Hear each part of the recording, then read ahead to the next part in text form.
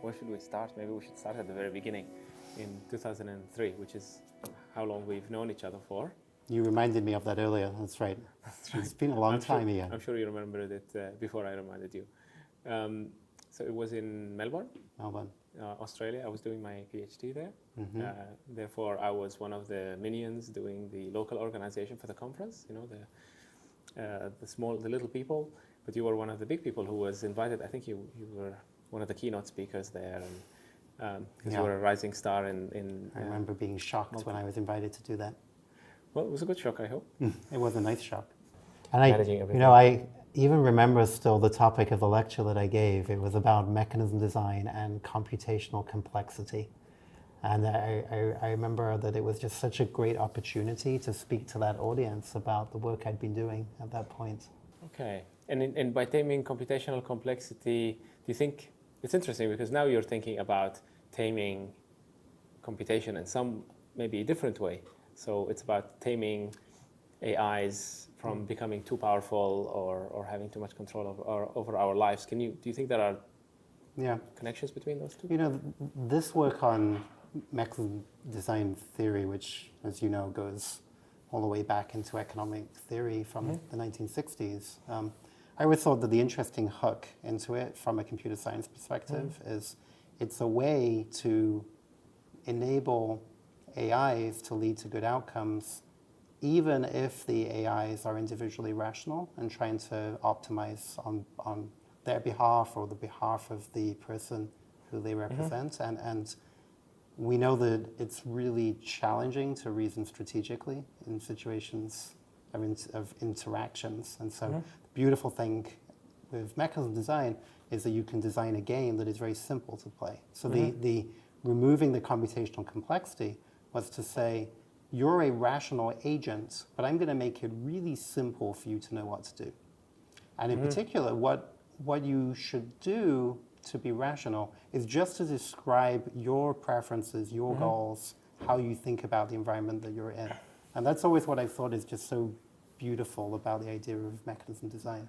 So I think it's, in a way, I really like that perspective. I think in a way it's a good way of thinking about what's happening today, because today we feel like we're kind of beginning to lose control because there's these machines that have access to vast amounts of data, vast computational power, and that they can kind of outcompete us in some domains because they can make better decisions, more informed decisions than mere humans, at least in some domains. And what you're saying is that if you design the institution correctly, you could potentially eliminate that advantage. So do you think that the mechanism design could be in some way a solution to this AI, runaway AI problem? It's a very interesting point. So I think that it could possibly be a solution there. You know, there's a parallel when people think about designing mechanisms for matching high school students into high schools. There's an argument that's made for strategy proofness, which is this property that you cannot game, it's not useful to game. And the argument... Which means that if you're a smarter decision maker than somebody else, you're not going to get any advantage. And there's an equity argument made, which is that the children from lower socioeconomic groups, if the mechanism was not designed in this way, they may not know, because of the groups that they're in, their peer group may not know to misrepresent their preferences for schools in just the right way.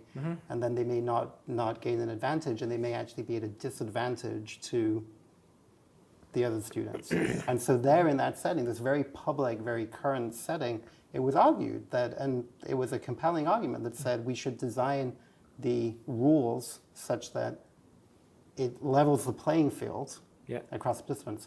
So I think it's an interesting way to think about things. I also, though, I don't really like to think about the viewpoint that it's machines with lots of information and lots of computational capabilities kind of competing with people. I think I always like to really think more about machines representing people and making people's lives better by well representing what people want to achieve.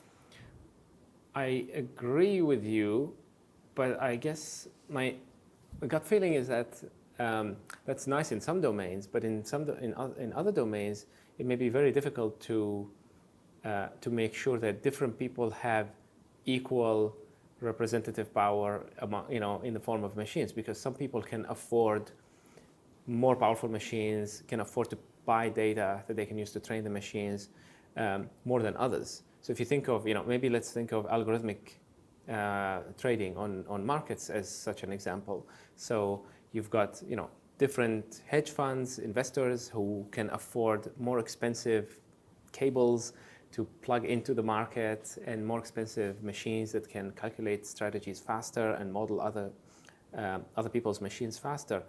So in a way, it is not necessarily equal, and presumably the hedge fund with the most money will be able to afford also the smartest, programmers and so on, to be able to outcompete the others.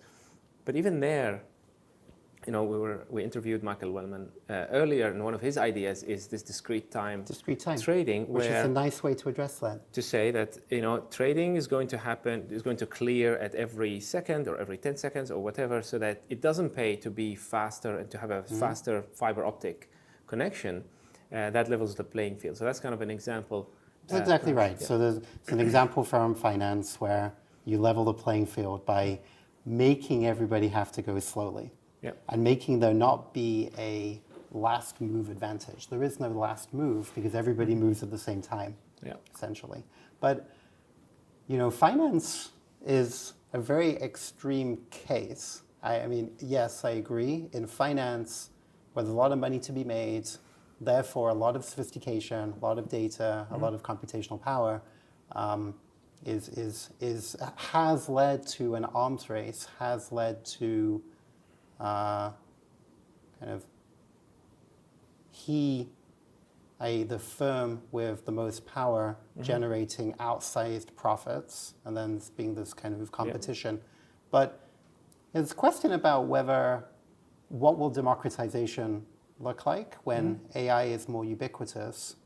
Yeah. I mean, there's another view that says that essentially the software, the algorithms will be cheap, will be widely available, will be widely understood, and everybody, just like most people today in the US at least, have a smartphone, increasingly in developing countries too.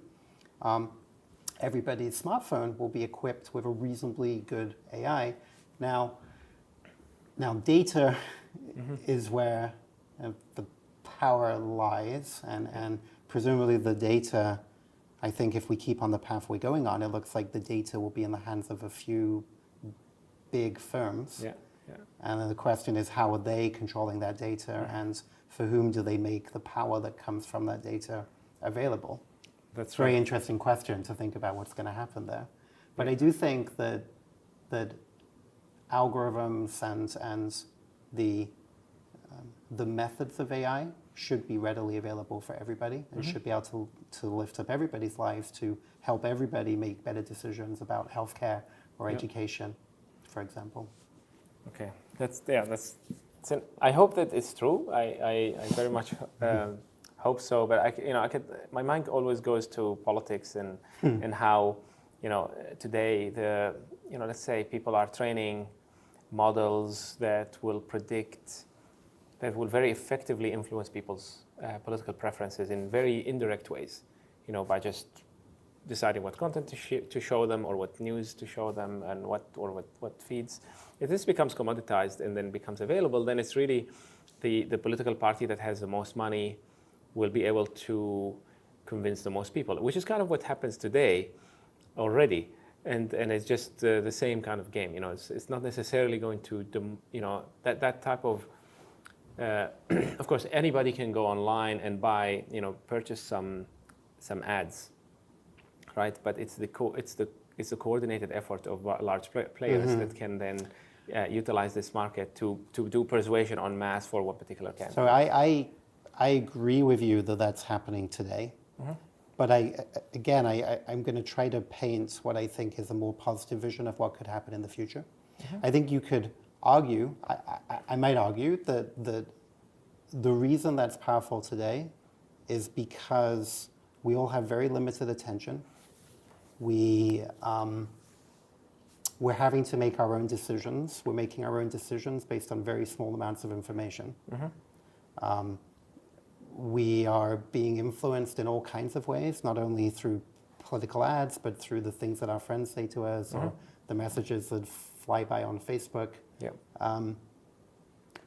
Think about a different world where you have an Iyad bot and your Iyad bot knows and understands you extremely well because it's lived with you your whole life. Yeah. Understands what you passionately, internally, inherently care about. What is it that drives you? What do you care about? What's important for your family? How do you think about the world? And because it's AI, it doesn't have the information processing limitations that people have. Yeah. And therefore, it's not subject to manipulation through adverts. Okay. It's a rational information processor. Sounds like a lot better world to me than the current world. I see. Now I see. Because what you're saying is, if we are as voters, citizens who vote, if we are augmented in our decision making for our small contribution to the political process, if we're augmented with something even more rational that that can process vast amounts of data, identify, do we care more about politicians being consistent in their promises, or do we care more about some their personal beliefs, for instance, or what group they belong, or whatever. Their integrity, the circles they keep, the access to money they have, the friends they have. Yeah, I guess then I would ask, who wrote that AI? Who wrote the Iyad bot? And that's a very important question, right? I agree with you. I think that I posited in my response that yes. You have this Iyad bot that somehow is a very good representation of what's important to you. Yeah.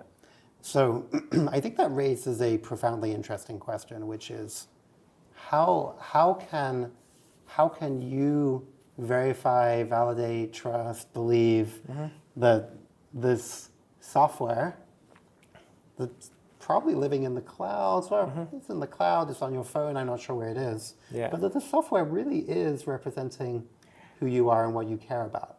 Sounds like a profoundly important question, and I think a challenging question. So, that gets me thinking about the following question, because on one hand, you're saying, if we could design the institution so that the rules almost make it irrelevant how much computational power we have and how much our AIs have, right? The AI that's representing me. All I need to specify is my preference, right? Somehow. On the other hand, figuring out what my preferences are itself is a computationally challenging problem as well. So do you think that the solution is going to be a combination of those two? The right mechanism that incentivizes the right kind of honest computations about my preferences?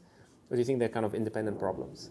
No, I think that the politician is trying to put him or herself forward in a way so that you develop your preferences. So you don't understand your preferences because you don't know everything about that individual. You don't understand their policies. So there are two parts of preferences. There's understanding what's important to you, and then there's evaluating an option in reference to what's important to you. Those are both difficult. There's a lot of research into understanding latent preferences versus revealed preferences, shoulds versus wants. I should go to the gym, but guess what? I'm going to watch Netflix instead.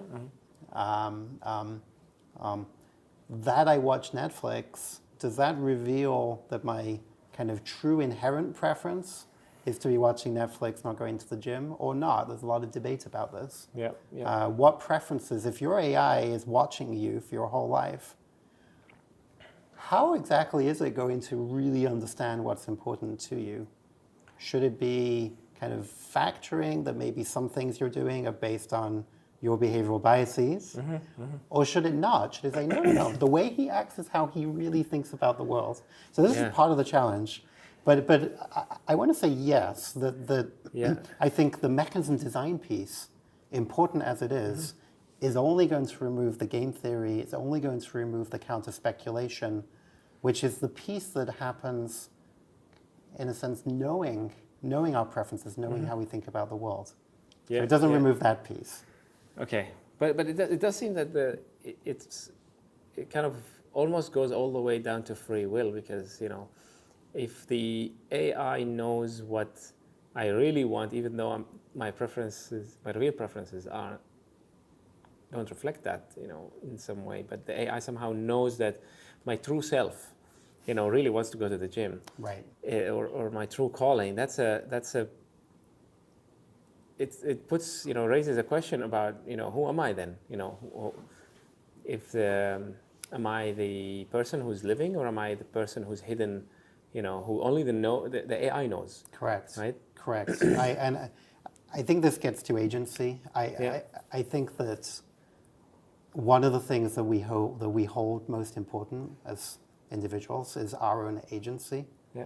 And I think that probably the types of AIs that are adopted and enjoyed and successful are AIs that help us in lots of ways, but still leave us with agency. Yep. Without agency, then why are we living if we don't get to make choices that we think are important to us? So I agree with you. There are, of course, today commitment devices that we can choose to opt into that will encourage us to go to the gym rather than watch Netflix. If I don't go to the gym, some money from my account will go to a charity I hate. Or I have a way to commit such that I only watch the show I really like to watch when I'm at the gym. Right? So I couple the thing I like with the thing that I don't like. Yeah. Things and like you kind of put explicit constraints. You choose to put explicit constraints on your own behavior. Choose to constrain yourself. Yeah. But I do agree. I think that it's not clear what preferences an AI should adopt on your behalf. Yeah. And I think this gets to the control issue. And I really like this view of a partnership between a person and an AI. Yeah. And I think it's very important that is a true partnership, and that you should be able to control what's important to you about the AI that's helping you. Because I agree with you, because I think if we don't have that, then I might as well be switched off and the AI just continues. And we don't want to switch you off. Thank you. So I wanted to take a step back maybe and ask you a little bit about the evolution of the study of AI a little bit. And, because you've occupied sort of an important position. Despite your young age, you were involved in the Harvard computer science department for a while now, since back in 2001.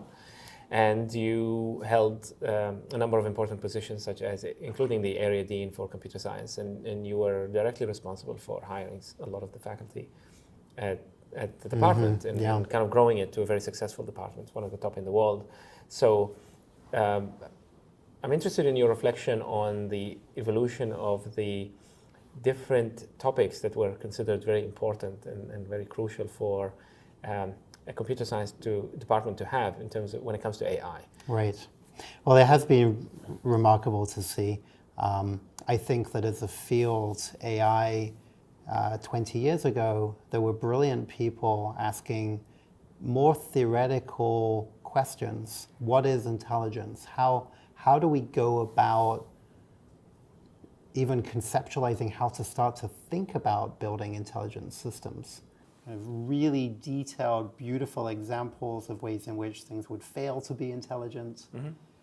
I think that over the 20 years, we've moved to a place where AI now is rapidly becoming a big science, a big engineering field where as we get closer, I would say inevitably as we get closer to human level intelligence, it's like you need to, I think that one of the very clear ways to be effective in AI now is to be able to work at a different scale, to be able to work with data, certainly, to be able to pull together the different pieces that you need such that you can focus on the part of the AI question that you find interesting. So for example, common sense reasoning is important, planning is important, learning is important, natural language is important, multi-agent interactions are important. How do we study and advance any one of these? Is it possible to do it without having kind of access to some of those other capabilities? I think this is one challenge I see for how to keep advancing AI, at least within the academy. I guess I'm reminded of a lot of the examples that were not just in textbooks, but also in the research papers, in the early 2000s, late 90s, where it's all block, the good old blocks world. Blocks world, yeah. Like a little agent moving blocks on a table, or like so that it can move a bunch of blocks, or subject to some constraints, or little mazes, and it's super simple interactions. The world is basically a bunch of pixels and a bunch of squares, and there's like 4 things you can do at any given point. You have, the AI agents have full view of the state of the world, so everything was simple. And this was not just, the textbooks, this was cutting edge, science being published, discussed at conferences. So you're saying that now there's no way these things would fly. We're at a much more, now the agents will, maybe they're implementing a trading strategy based on some kind of learning process, optimization, but also Twitter feeds about public sentiment around stocks and whatnot. And that's like an example where you're combining a whole bunch of things, and there's maybe more and more examples. Is that what you mean? Yes, although I think it's important that we can still do the narrow, very theoretical research as well. But I do think that one of the changes I've seen over the years, and in part, of course, the past 5 years, we've had this explosion around data and around deep learning. I think that there's this question as to what do you need to be effective in terms of actually having impact and advancing, truly advancing the field at the moment. And the thing that I see is that as we go forward the next 5, 10, 15, 20 years, it seems like as we get towards more and more sophisticated AI, it raises the question, do we need some open infrastructure to really make it easy for any one research lab to be able to be effective, even though any one research lab cannot possibly have competencies in all of the important areas. So do you think, how do you think this will be enabled? Because at the moment it seems like big corporate labs are best equipped to do this, right? And some of the successes recently of DeepMind seem to be, stemming from their ability to bring in really well compensated, and very technically skilled people to do kind of big engineering projects where they combine a lot of know-how from people who really know how to optimize some processing functions, and scale them up. People who really do like extremely specialized matrix computations, and people who can put all of these things together, and that seems to be giving them their edge. Do you think this can be reversed if we have kind of a more open infrastructure? Is that how I hope so. Yep. And I think that we really need to find a way such that universities can work with corporations. AlphaZero, the recent advance in being able to train AI to play Go and other games like chess, which to me, the step from AlphaGo to AlphaZero. AlphaGo to AlphaZero, to me, the step didn't sound so profound, but I realized that there's a narrative around that step, which is this narrative around, are we succeeding in AI by learning to mimic how people play, where AlphaGo was leveraging in part, I mean, there was a lot of self-play, but it was also leveraging in part a huge database of how Go experts play, to this place where it's purely back to the Jerry Tesaro self-play. Yeah. Here's how you can train up an AI to play a game as complex as Go, which I remember learning about when I was in grad school, and remember people saying it was never going to be solved, and now it can be solved through self-play. There's a qualitative distinction there that I think I had missed, at least in people's minds, as to how distinct that is between AI through mimicking and AI through just being AI and playing against itself and learning really creative things that people have not done before. But even, and AlphaZero, the DeepMind folks say, oh, we also used, I forget, 4x, maybe 10x less computation than AlphaGo. But I just heard yesterday from a student who used to be at Harvard, is now in finance actually, but is kind of re-implementing these algorithms. He said, even AlphaZero is taking 2 weeks to train. Which is a pretty long period of time and pretty hard for people who are trying to advance these open source AlphaZero-like projects. It's pretty hard for them to get their hands on the computational resources to even make to do that effectively, even to be able to replicate what's very recently happened. So I think what I would like to see is I would like to see a public-private partnership where governments around the world can add some resources and companies can add some resources and help to make sure that we keep the competitiveness of what's happening within universities. We need to be able to educate, we need to be able to explain to legal scholars, to MBA students what AI is, what machine learning is. And we certainly need to make sure that we keep creating more AI researchers and AI engineers who can go into industry. So I guess, excuse me, it would be great to have some water right about now, but that's fine. So that's really fascinating. So I kind of see two ways in which we might get out of this, right? So one of them is that we do some sort of public-private partnership, or the research that AI scientists are doing is in industry is somewhat regulated, so that you can't keep it completely closed.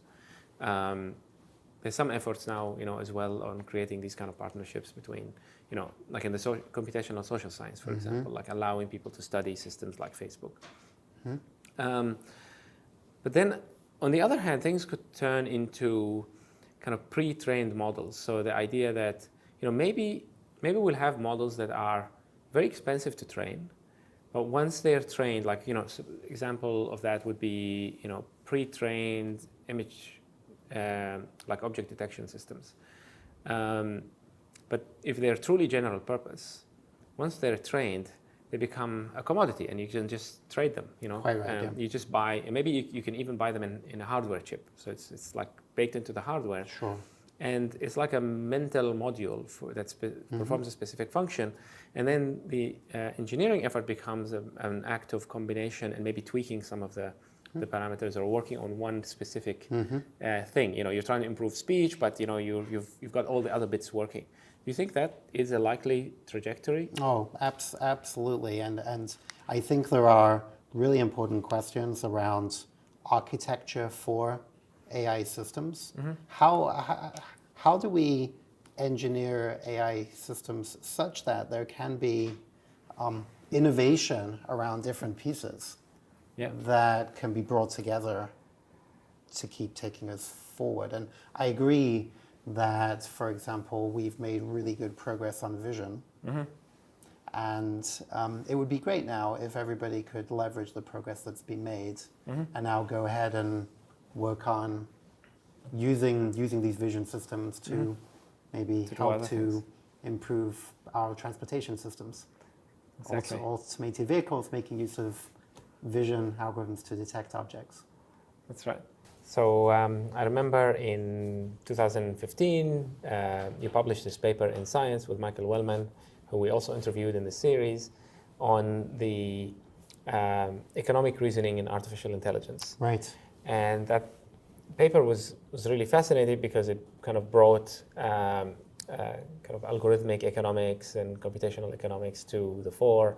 And you made this very interesting observation about macroeconomic theory. And the observation is that economic theory has really been studying the wrong agent almost, that a lot of these models from economic theory that turn out not to really capture the way that humans make reason in economic situations, but are actually perhaps more accurate descriptions of how a machine would make those types of decisions. That's right.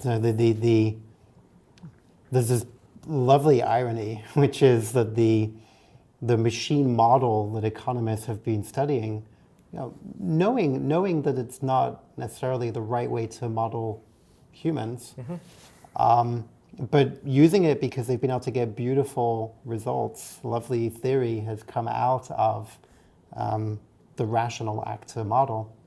Yet at the same time, there's all this evidence that people fail to follow the rational model in all kinds of ways. That theory that leads to how to design economic systems, how to design markets, how to design mechanisms to effect good outcomes, that theory that assumes rational actor, we argue in that paper, should be more applicable to AI systems than human systems. So kind of in summary, the economists were really studying machine behavior for 6 decades. They just didn't know it. And they were studying the behavior of an idealized human, which could look like the behavior of a machine. Nice. So now, when the behavioral economists are convincing the rest of the economic establishment to start paying more attention to human psychology and behavioral biases and so on, we need to make sure they don't all switch, because we want some of them to stay and work on these idealized agents, because it is useful to understand the behavior of these. Completely agree, and they'd better not all switch, but also remember that the behavioral economists will still be extremely important even in a world with rational AIs, because we have the interface between people and AI, which is so important to get right. It's so important to have the AI be able to correctly understand what it should be doing. And if it cannot understand that behavioral aspect of human behavior, it's not going to correctly represent our interests. So we need both of those. But you're right. If the whole economics field shifted to studying the economics of people, then we'd have to pull them back because people, through augmentation with AI, may exhibit less these sorts of biases. May exhibit less behavioral biases and will be better information processing machines. I mean, I find this topic really fascinating because as we were having this whole discussion, at the same time, there are people who are advocating for this kind of defending humans and their irrationality, or so-called irrationality, from this assault that's coming from the behavioral economics and behavioral economists and psychologists. And this field comes kind of represented maybe evolutionary psychology and kind of related behavioral ecology and so on. And the idea is that a lot of things that humans exhibit that appear irrational are actually only irrational for very artificial tasks that they are placed in the lab to perform. But in many cases, the behavioral heuristics that people use that appear irrational in these contexts are actually optimal in the environments in which we encounter ourselves in everyday life. Or at least optimal in the environments to which we were evolved. That's right. Yeah. To be effective in, which hunter-gatherer environments may not look quite like the office environment that we're in today. But yes, I mean, this idea that the what looks like a behavioral bias can well be rationalized within the context of a computational system with limited computational resources. There's this beautiful concept of what does it mean to be boundedly optimal. This was a term that was introduced by Stuart Russell and some of his colleagues. Okay. There's this notion of, I have a well-defined computational machine. It lives in a well-defined environment, receives percepts, has a notion of what its utility function is, it needs to make decisions. But if it tries to reason perfectly, and it's trying to decide whether to take the bus or walk, if it reasons about that for too long, the bus is going to go right past. Yep. Okay. So you have this need to understand the cost of reasoning. Yeah. This is also often talked about as meta-rationality, thinking about rationality of being rational. But the bounded optimality construct is beautiful. It says, give me the agent program, give me the agent design, that out of all possible agent designs that could run on this hardware, could be a human brain, optimizes performance in a real environment. And from that perspective, the behavioral biases that we see, if we believe in the power of evolution, are kind of appropriate and useful artifacts of what we've been optimized to do to succeed as a race. So this reminds me a lot of Herbert Simon's notion of bounded rationality. Very, very related, and it goes all the way back to Herbert Simon, I.J. Good as well. Who curiously won both the Turing Award and the Nobel Prize in Economics. Well, so he's kind of is a perfect poster child for this discussion, right? Everybody's hero. Yeah. So I guess in this context, one could say, that if we are to look at the ecology of decision making, this notion from evolutionary psychology is kind of referred to as ecological rationality, that you're rational, even with those biases, you're rational for a specific ecology, which is like the distribution of situations that you encounter yourself in, and so on. If we take this idea to its logical conclusion, then it may very well be that machines would learn those biases, at least some of them, if they happen to be useful, because they would be more cost effective. If machines are bounded in a similar way to the way people are bounded, then they would, and if people were, so let's put it this way, if a machine had exactly the computational architecture that we have, and if people have optimized for their environment, and if machines want to be optimal for the same environment, and had the same hardware, then they would exhibit the same biases. Now, I think, though, what we already kind of understand is that the computational methodologies, the hardware, if you will, as well, the software and the hardware, will be different. Yeah. And so, to the extent that we don't see rational AI, let's say in the near future, the ways in which it chooses to be irrational, if the system's nicely optimized, will be in ways that don't really matter to the function of the machine. I see. That's what we should expect.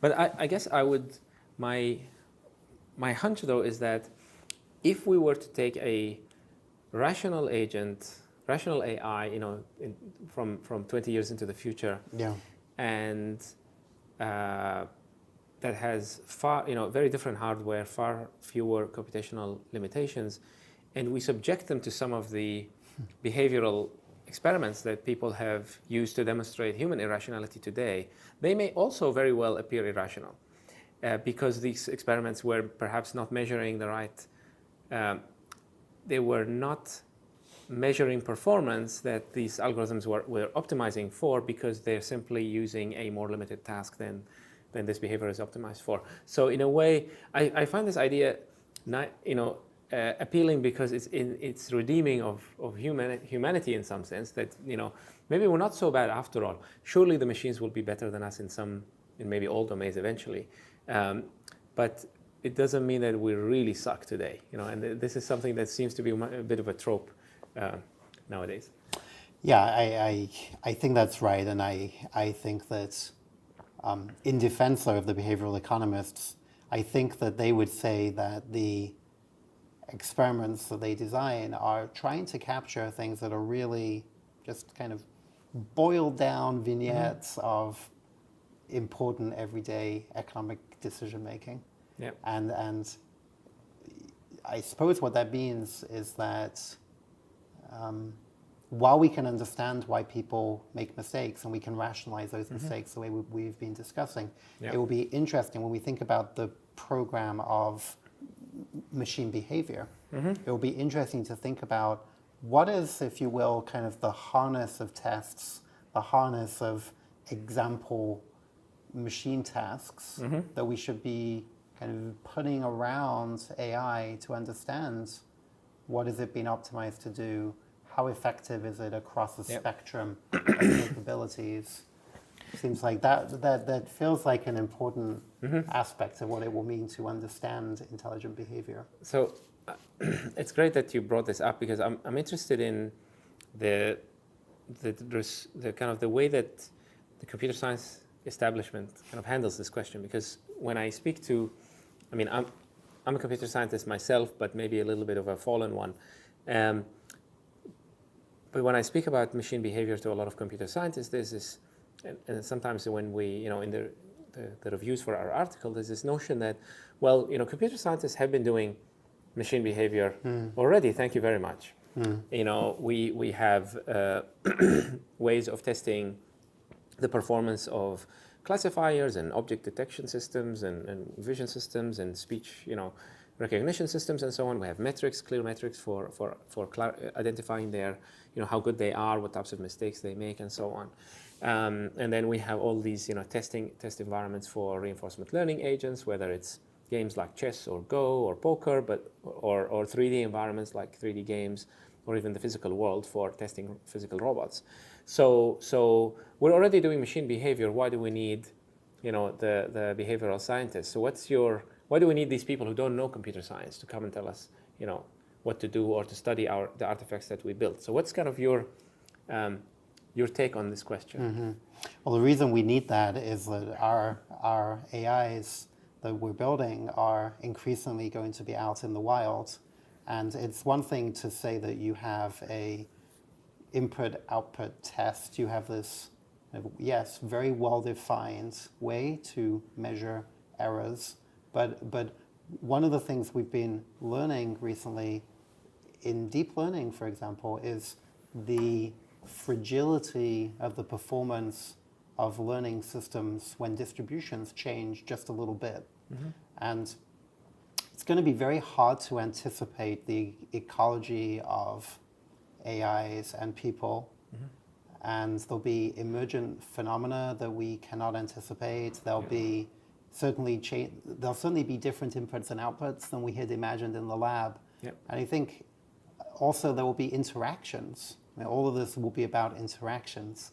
And we do not have good, at least to my knowledge, we do not have good existing test beds to understand how my AI is doing in an interactive context. That's much more difficult than most of the test beds that people work with. But so kind of a cynical computer scientist might say, well, we'll get to it. Once the AIs are in the real world, we'll get to that, and we'll study the behavior of AI in the wild. Why should a psychologist or an economist or a political scientist come and sort of work on this and run experiments on my AI agents? I think part of it is that you want to avoid biases that come in through things that you just don't think about as a field. So I love computer science, but computer science does not have a rich tradition as an experimental field. There are people who do wonderful experiments, but we don't have the 50, 100, 150 years of history of very carefully measuring, contextualizing, experimenting. And why not bring other fields in to help to understand what is happening with new computational systems? And of course, they should want to, and they do want to, because we're changing aspects of the way society works, of the way commerce works, of the way we interact with each other. Yep. And these are questions that they'll want to study. And I think that the challenge that we understand is that as computer scientists, we have to be patient. We have to be modest about what we understand, what we don't understand.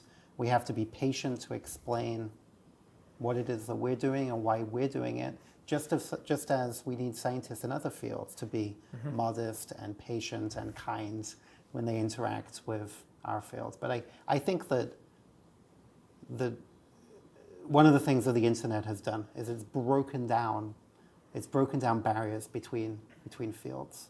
I often describe my own research as arbitrage. It's finding cool ideas in one field and cool ideas in another field, finding a way to smash them together and asking what might happen. And we can do that today. I remember when I was a graduate student, I literally would spend days, weeks, months Xeroxing papers.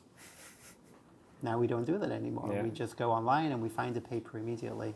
So the internet has enabled this breaking down of barriers between fields. There's no reason that science has to be done in the way it traditionally has been done. So Yeah. I'm all about growing new communities, bringing the right people together to make progress. Yeah, indeed. Like I think recently some scholars, like I think Brian Otzi and others and collaborators have shown that there's an increasing prevalence of larger and larger teams in the production of science. Yeah, fascinating. That's something that's a kind of a documented phenomenon now, and that the diversity, there's recent evidence also that the diversity of the people within those teams can also be predictive of success. And that's where you have to be careful, right? This is a great example. Is it a causal effect? Yes. Or is it a predictive effect? Is it that the great scientists know to put together diverse teams, or is it that the diverse teams lead to great science?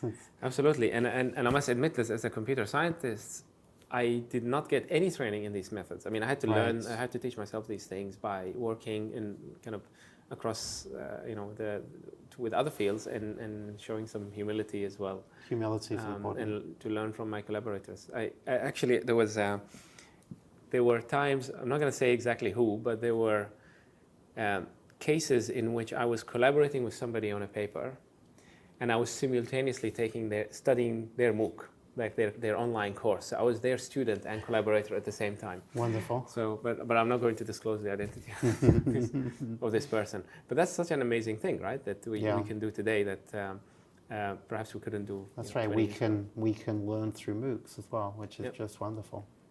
That's right.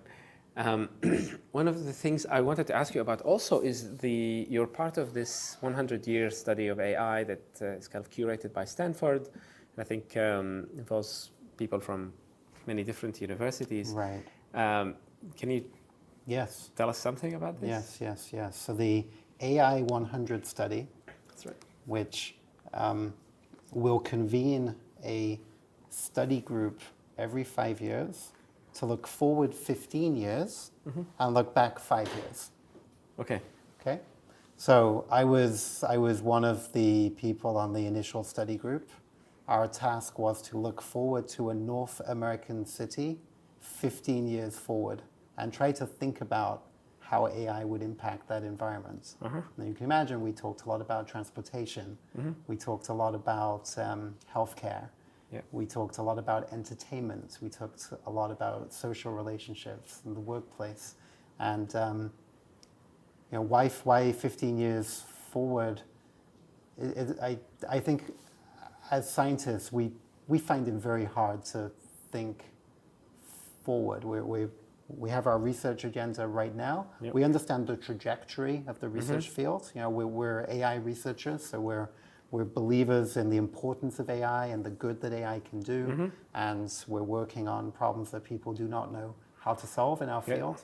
But we're not necessarily good at predicting what's going to happen in the future. Yeah, and perhaps there's maybe a stigma even that you're becoming a futurist. You're kind of Right. bringing all these predictions out of thin air and so on. Yeah. But I think what's important about this study is that it will bring a scholarly view to the progress that will be made. Mm-hmm. Yep. That was what was important to Eric Horvitz. Mm-hmm. He's kind of the Imagineer behind this whole effort. Yeah. And it's very important that there's so much hype and speculation about AI, so much misinformation. Let's actually take a serious longitudinal look at what is happening. How is it impacting us? For good and for bad. It won't always be for good. But let's make sure that we have this beautiful historical record. Yeah. So I was very happy to be part of that. And I joke that I will not be on a committee for 100 years. So 100-year study, but not with me for 100 years. So you'll get out of that committee at some point. Although, some people are saying that if you are alive in 2050, you have a chance to live then forever. But I think those people are precisely the people who are making those long-term predictions that people find problematic. There's a lot of speculation there. That's right. But I think, so for me, I would find the most fascinating part is to study the evolution of the report itself. So it's the evolution of the predictions and the opinions and their fears and that's their why we're looking back and looking forward. It's like, okay, what did we say? Where are we? That's right. Maybe now, like for instance, now all the talk is of fake news and the future of misinformation and the political sphere and so on, and the public sphere. Maybe in 15 years or 20 years, maybe we'll be worried about completely different things, and this will seem trivial or solved or whatever. Well, and hopefully AI can help us not to be swayed through misinformation, so that problem maybe will go away. So how do you imagine that? Okay, so this I think is a good segue to a question about the solution to these types of problems, the problems of fake news and misinformation, and that really kind of take a life of their own. They're kind of a combination of the medium, the processes that are feeding the medium, which could be algorithms, they could be bots pushing fake news, maybe synthesizing them even, but also social processes that are kind of amplifying and propagating this information. As an expert in mechanism design and designing the rules as well as designing the agents, the artificial agents within those rules, do you see this as a mechanism design problem? As we need to change the way that the news are served and they're kind of shared between people, or is it something that is the way that they're filtered? Is it the way that people are using them? Maybe is it a public education effort? What do you see as a potential solution to this? Well, first of all, it's a really important topic, and many of my colleagues at Harvard are very worried about the impact that media is having on our democratic systems. Yeah. Yochai Benkler, for example, I've had a number of conversations with him, and he wants to understand what is influencing people and how. And it's not clear, by the way, that it's the Twitters and the Facebooks. It could be traditional media. Lots of people in America still get most of their media through the traditional method, through broadcast. Okay. Economics are part of this broadly, Yeah. because a lot of the media ecosystem is driven by advertising revenue. So absolutely no doubt that economics is an important part of the puzzle. Why are people making very dramatic, often inaccurate statements? Well, because it drives viewership, drives advertising revenue. So there's an economic component to this. Whether there's a mechanism design component is a little bit less clear. The problem I thought about there is whether we can use mechanism design to encourage crowdsourcing of people's sentiments and viewpoints and thoughts about whether what they're seeing seems to be reliable or not. How reputable does it seem? 'Cause I think part of the problem is that we don't always get the right signals back from the consumers of information. Now, the Facebooks and presumably other platforms are trying to address that. They're trying to make it easier all the time to provide feedback. There's a chicken and egg thing there, because if you make it easy to provide feedback, then the feedback system itself can be attacked. Yeah, that's right. So there is an incentive alignment question there. How can we filter, aggregate, incentivize the correct feedback such that we get new signals into the algorithms that need to be curating this information? So that's, I think, what maybe people don't necessarily realize, which is that we're at a point where there is so much information, so much data, so many people participating in conversations, that moderation, filtering, aggregation will need to be algorithmic. Yep. I mean, it's great that various companies at the moment have backed off to some extent using algorithms, because the algorithms were not trustworthy. They were making mistakes that were unacceptable. So now there are people helping to do this. Yep. But that doesn't scale. So you need it to be this algorithmic system. But I do think that we also need to be very careful to think that there's kind of one viewpoint that says this is right, this is not right. Okay, there are facts and there are not facts, but then there is a gray area. And I think that one of the roles for AI in lifting up individuals in society is to help us to understand what's important for our life, so that we can filter information in the right way. But speaking of what's important in our life, don't you think that sometimes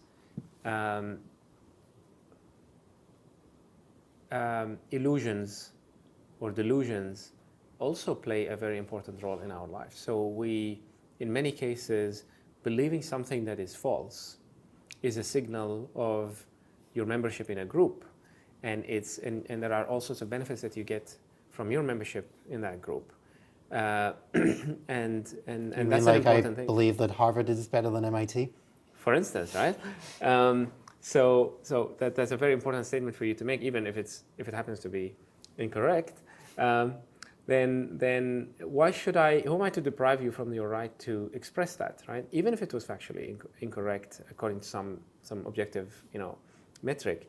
So I guess my question then is it seems to be a minefield, because, as soon as you algorithmically moderate something, where do you, even if you stick to the facts, and you say, look, I'm not going to moderate opinion unless it's, it's hate speech or something like that. And only going to signal, what is factually incorrect. That is also an intervention in a system that relies in part on things that are incorrect to function, because there are all sorts of things that we believe as a society that we've never been able to prove, or that are probably false, but they're fundamental to our existence. They're fundamental to our cohesion, to the norms that we have, and so on. So it seems to me that it's a very, very difficult problem to solve. And this gets us right back to agency again. Yeah. It's so important that as technology continues to advance, that we still have choices. Completely agree with you. I mean, AI moderation should not be about everybody seeing the same thing. Yep. I mean, good grief, that's not the society that we want to live in. But I do think that there's a middle ground here about kind of exposing the right trustworthy signals, so that now your AI that's helping to decide how to make decisions on your behalf, and helping you to decide where you should be paying attention, is making better decisions on your behalf. Yeah. I believe that a lot of what's going on at the moment is because we are so time limited, we are so information overwhelmed, and that's leading to a lot of the ways in which our society is failing. Yeah. So I guess it's kind of relatively uncontroversial to say that if somebody wants to know if something is factually correct, it should be easy for me to find out. Like a tool that will help me do such verification is a very useful tool. Would be a useful tool. Yeah. I want to retain my right to to believe it anyway, even if it's false, or not to check, Yes, right? Not to use the tool. But I think a tool, that would help me verify it if I care about the verification. Or for example, imagine how useful it would be to be able to automatically be kind of a member of or an attendee that goes to a scientific conference. Well, we all know that a lot of the conversations, the important conversations that happen at conferences, are not the lecture and the questioning and the back and the forth. It's just the conversations that happen around the main event. And as you have these conversations, there's a consensus, there's a common view that rises up about what people collectively hold to be true about their field, what results are people questioning, things like this. So there's this very distributed, socially influenced, messy conversations happening. What if we had AI that would help to kind of tease out from those messy conversations? Okay, this looks like a consensus view held by scientists on what is happening with climate change. Yep. And these are the things that the scientists at the conference are disagreeing about. That would be super helpful. Yep. We don't have that right now. True. Let's hope we have that soon. True. Now we have, mostly kind of partisan talking heads that are pushing one view or another, Right. selectively choosing, the evidence that they that supports their view, and then people who are kind of lapping everything up and purely to signal perhaps political ideology and so on, which is not very helpful for policy making. Not very helpful. Yeah. Well, that's a pleasure, and that was really fascinating chat. So thank you. It was great. Thank you.